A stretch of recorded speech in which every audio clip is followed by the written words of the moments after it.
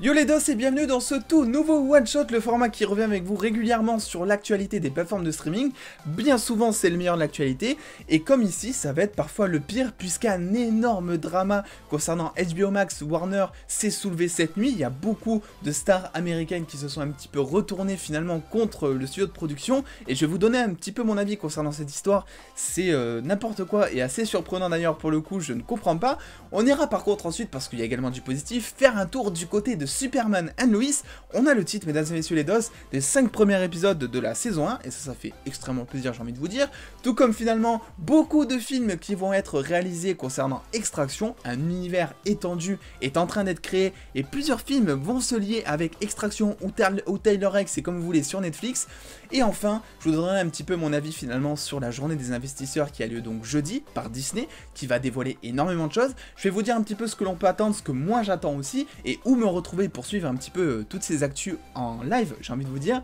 C'est parti, installez-vous confortablement et mettez bien votre ceinture, les dos, c'est parti.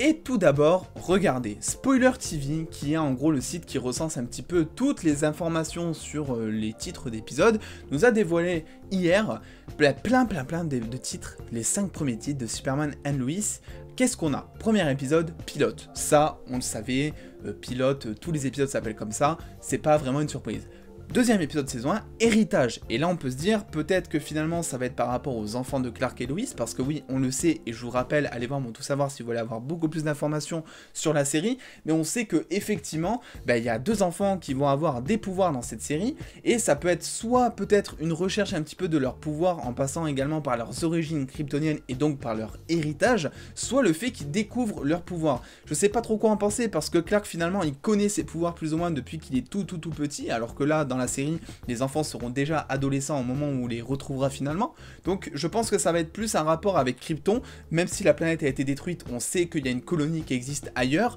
et en plus avec finalement Crisis on Infinite Earth, je n'arrive jamais à dire, avec le dernier crossover, on va dire de la reverse, ça a pu bouleverser plein de choses, pourquoi pas même recréer Krypton, on sait pas, tout est possible honnêtement, donc ça peut être peut-être une recherche un petit peu de cette colonie. Épisode 3, les avantages de ne pas être un wallflower, ça j'ai pas vraiment d'idée, j'ai cherché, il n'y a pas d'ennemis qui s'appellent forcément comme ça, parce que la reverse aime bien faire des jeux de mots parfois dans ses titres avec des noms d'ennemis. Là pour le coup j'ai pas trouvé, donc si vous avez une idée, la zone de commentaires comme d'habitude et je lirai tout ça. Épisode 4, un petit peu pareil, Haywire, aucune idée. Et épisode 5, The Beacon, l'accent est fou, la balise en français, là ça me fait directement penser en fait avec le lien qu'on pourrait faire avec l'épisode 2 qui s'appelle donc Héritage, soit peut-être un rapport avec la forteresse de solitude, justement un endroit où Clark amènerait ses deux enfants pour leur inculquer énormément de savoir kryptonien, soit finalement tout un truc autour d'un voyage, voilà. The Beacon, pour moi ça me fait clairement penser, j'ai envie de vous dire, à un point sur le GPS, donc ça pourrait être ça, j'ai envie de vous dire. Voilà, ça c'était pour Superman and Lois, la première bonne nouvelle, entre guillemets. Deuxième bonne nouvelle, si vous avez aimé Extraction, vous allez kiffer la news que je vais vous montrer, parce que effectivement, il y avait certaines rumeurs il y a quelques mois, il y a quelques semaines, qui parlaient d'un univers un petit peu étendu de Extraction avec plusieurs films, à la manière un peu MCU, qui seraient un petit peu liés au principal et finalement se retrouver, on l'imagine, avec un genre de type de film Avengers dans un même film, avec tous les héros qui seraient là pour défendre un but commun, on va dire. Aujourd'hui, Collider nous partage des informations un peu plus précises, puisque Joe Russo, qui est donc le scénariste de finalement Extraction ou Tyler Rake en français,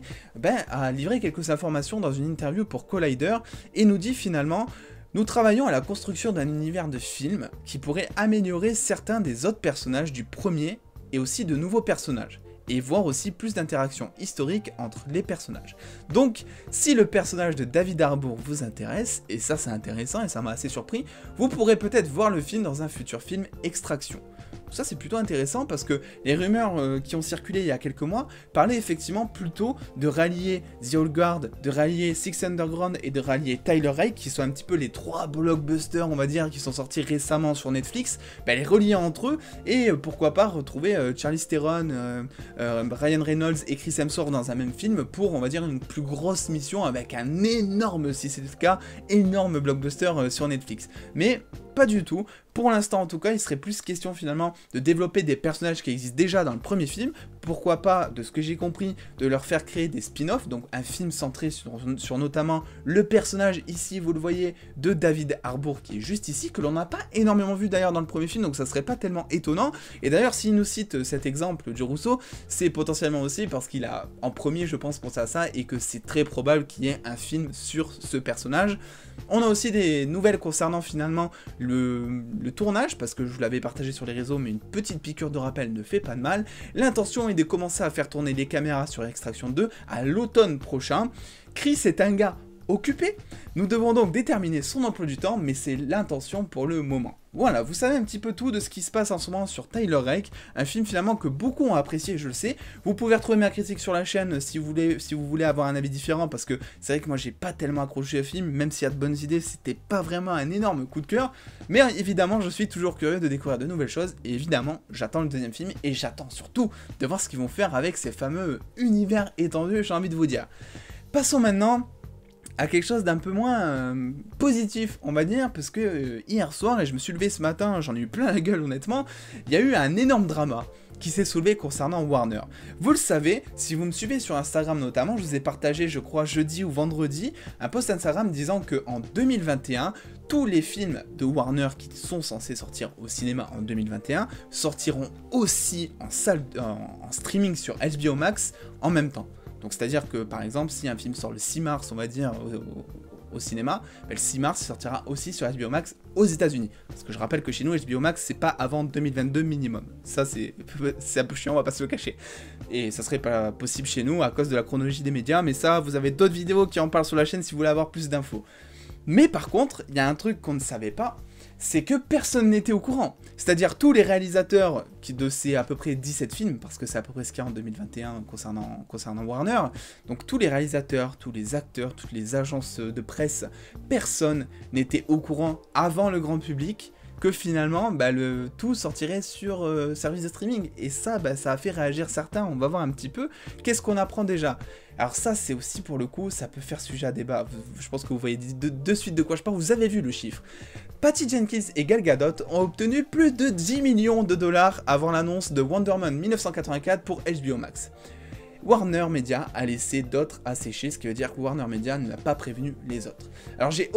on va débattre direct, j'ai aucun souci sur le fait qu'elle touche 10 millions de dollars, pour moi c'est totalement normal, elle est célèbre, elle en profite, elle a fait du chemin pour avoir cette somme, pour moi il n'y a même pas de débat à créer là-dessus, elle touche de l'argent et c'est tant mieux pour elle. Par contre ce qui est moins intéressant, c'est que effectivement le New York Times rapporte que si la plupart des réalisateurs et acteurs ont été informés de l'annonce concernant cette sortie cinéma streaming en simultané 90 minutes avant qu'elle ne se produise la semaine dernière. C'est-à-dire que nous, quand on l'a appris la semaine dernière, tous les acteurs majeurs de Warner l'ont appris eux 90 minutes avant nous. Et je veux dire, alors que Gal Gadot, elle, vous l'avez vu visiblement, elle le savait depuis des semaines. Ils ont signé un accord de 10 millions de dollars. 10 millions pour Patty Jenkins, la réalisatrice de Wonder Woman, et 10 millions pour Wonder Woman, apparemment, enfin pour Gal Gadot, afin de faire la promo du film. À cela, on peut comprendre un petit peu, j'ai envie de dire, la décision plus ou moins de Warner, dans le sens où ils se sont dit, ok, la première que l'on doit contacter absolument si on veut faire masse promo sur le film, étant donné que tout a été chamboulé et qu'il faut tenir très très vite au courant tout le monde dans un minimum de laps de temps disponible, il faut absolument qu'on prévienne Gal Gadot. Donc ce qu'ils ont fait, c'est qu'ils ont prévenu peut-être il y a quelques semaines, voire peut-être, je ne sais pas, quelques mois, si c'est possible, ils l'ont contacté en lui disant, ouais, ton film finalement il va sortir sur HBO Max et aussi en salle de cinéma, est-ce qu'on te donne 10 millions de dollars et tu veux bien en parler sur Instagram? Oui, ok, pas de souci. Voilà, c'est ça en gros qui s'est passé. Mais le souci, c'est qu'à côté, ils n'ont pas forcément prévenu, notamment Christopher Nolan, qui a réagi, et on verra un petit peu ses citations, le mec était assez salé concernant Warner,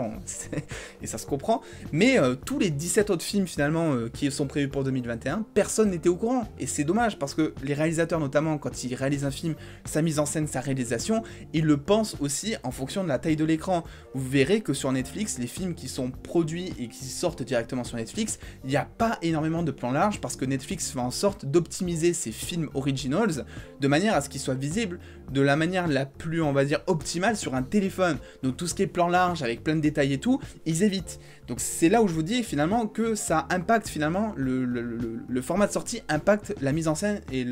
l'aspect créatif du film. Et le souci c'est que là on a des films qui sont en cours de tournage, on a Matrix 4, on a Dune est déjà tourné d'ailleurs pour le coup, je crois que c'est en post-production, enfin il y a énormément de trucs qui sont en cours et personne n'était au courant, ce qui fait que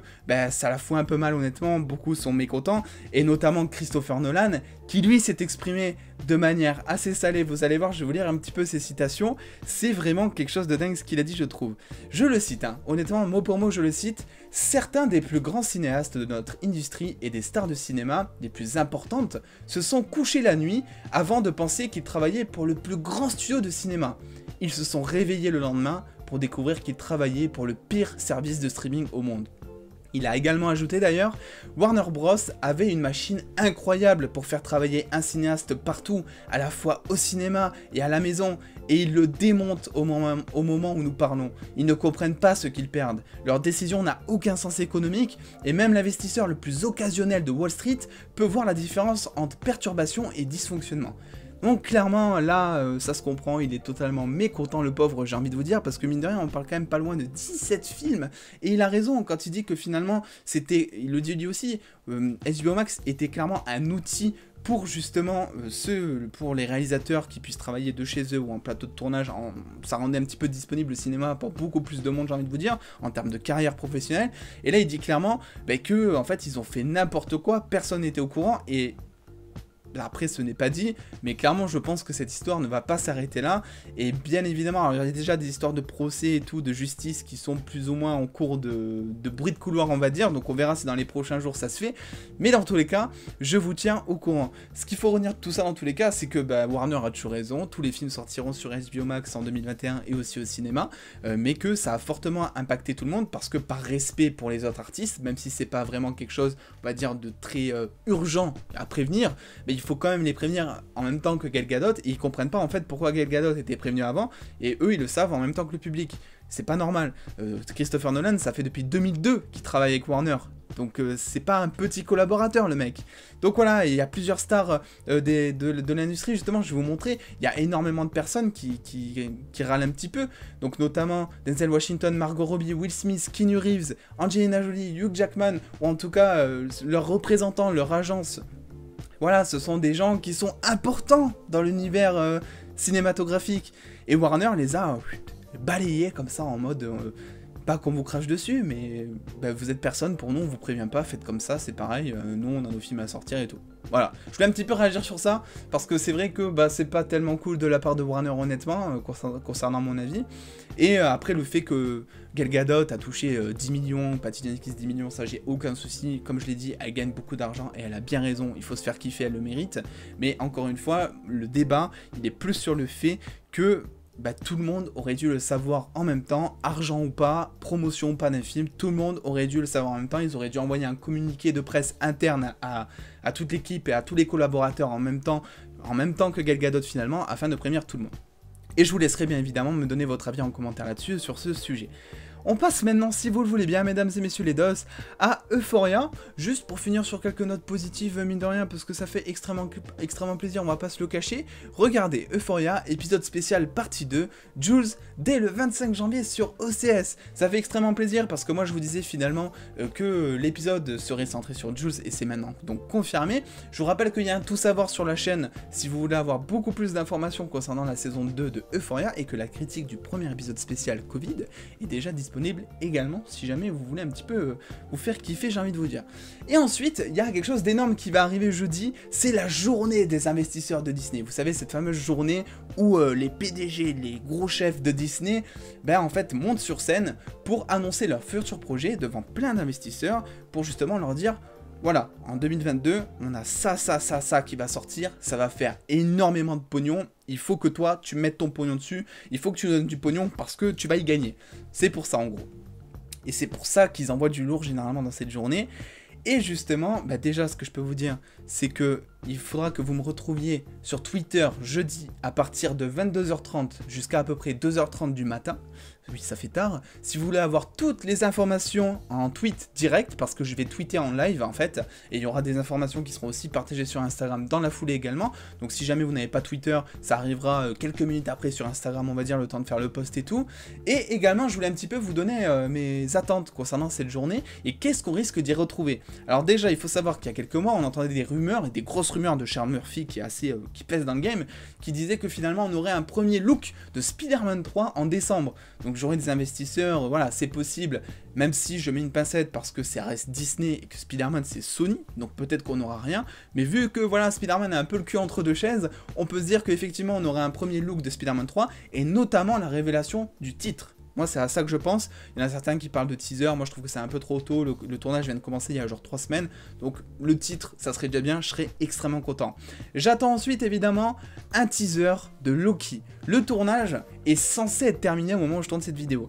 On a beaucoup de rumeurs au moment où je tourne cette vidéo qui disent que le tournage est terminé, donc voilà, je vous tiendrai au courant dans les jours à venir si ça s'officialise, mais pour l'instant voilà, j'attends un teaser de Loki, peut-être même un premier trailer qui sait, qui serait hyper cool, un poster de Hawkeye, parce que la série Hawkeye, parce que tous les jours il y a des putains de photos de tournage qui tombent, et t'es obligé de nous mettre un poster, quoi, tu peux pas nous laisser comme ça, t'es obligé de nous mettre un visu, et ensuite, quelques officialisations de séries, Ironheart, notamment la successeuse à Iron Man, on avait eu beaucoup de rumeurs aussi ces derniers temps concernant la série, il est temps de l'officialiser, un titre aussi pour la série Nick Fury, parce qu'on sait qu'il y a une série qui arrivera centrée dans l'univers de Nick Fury, mais on connaît toujours pas le nom, donc ça serait bien d'avoir éventuellement un logo avec le vrai nom de la série, et aussi des news concernant Kenobi, puisque je vous rappelle que le tournage est censé débuter en janvier normalement vu qu'il a été avancé, et des prochains films Pixar. Énormément, et là je cite pas tout honnêtement. Donc voilà, pas mal de choses à se mettre sous la dent, vous l'aurez compris, une vidéo assez longue de 16 minutes, je suis désolé pour ça, mais effectivement il y avait matière à causer comme on dit. N'hésitez pas dans tous les cas à venir me suivre sur Instagram, sur Twitter, comme je vous l'ai dit, pour avoir beaucoup plus de news en exclusivité et en avance. C'est juste ici, regardez. Les autres vidéos là, je me suis trompé de côté, j'ai pas l'air con, les autres vidéos sont dispo juste ici. Et en attendant les dos, prenez soin de vous, faites-vous bien kiffer, des bisous les dos.